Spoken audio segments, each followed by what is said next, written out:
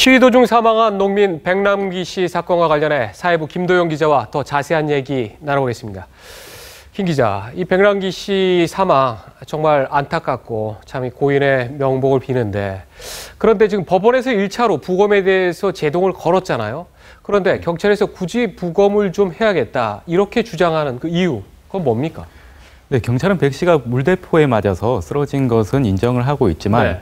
이것이 직접적인 사인으로 이어진 것인지는 정확하게 네. 법의학적 소견을 받아서 오해의 소지가 없도록 해야 한다는 입장입니다. 네.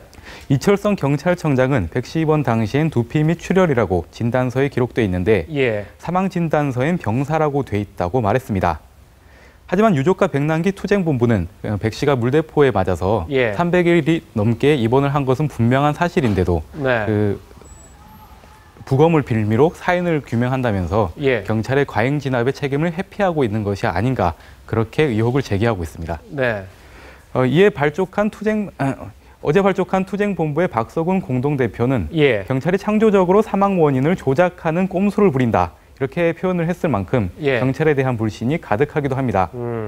또 유족은 부검이 고인에 대한 모독이 아닌가, 이렇게 받아들이고 있는 상태입니다. 결국 거의 1년 전이죠. 지난해 11월에 그 문제됐던 그 시위에서 과잉 진압을 했느냐 안 했느냐, 이게 지금도 계속 논란이 되고 있는 거군요.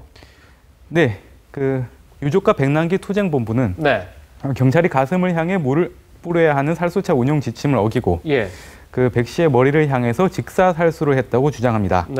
하지만 경찰의 입장은 좀 다른데요. 당시 좀 어두운 상황에서 시위를 진압했어야 했고 또 시야가 가려져서 CCTV로밖에 볼 수 없는 상황에서 이었기 때문에 과잉 진압이나 직접 살수는 아니었다는 입장입니다. 그런데 이런 여론들이 좀 있어요. 시위 도중에 이제 분명히 사망을 했고 또 물대포에 맞아 사망한 거는 맞으니까 최소한 경찰 수뇌부가 뭔가 조문을 하거나 그런 걸로 통해서 이 안타까운 죽음을 좀 위로해야 하지 않느냐, 이런 얘기들도 있는데, 그런데 경찰 수뇌부의 조문 계획이나 이런 거는 전혀 없습니까?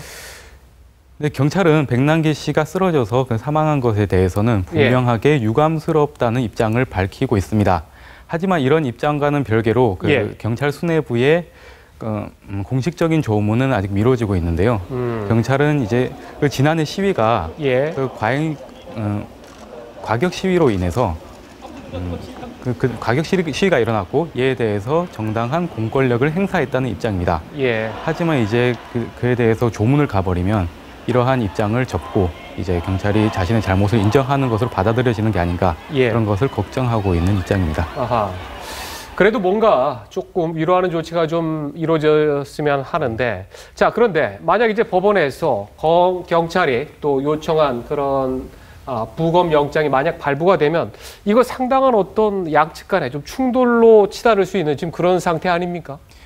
네, 영장이 발부가 되면 현재 서울대병원에 안치되어 있는 백 씨의 시신을 그 국가수로 옮겨가야 합니다. 그렇죠. 근데 지금 서울대병원 주변에는 투쟁본부 300여 명이 농성을 벌이고 있는데요. 근데 영장을 집행하는 과정에서 좀 충돌이 일어날 수 있는 가능성이 높은 상황이라고 할 수 있겠습니다.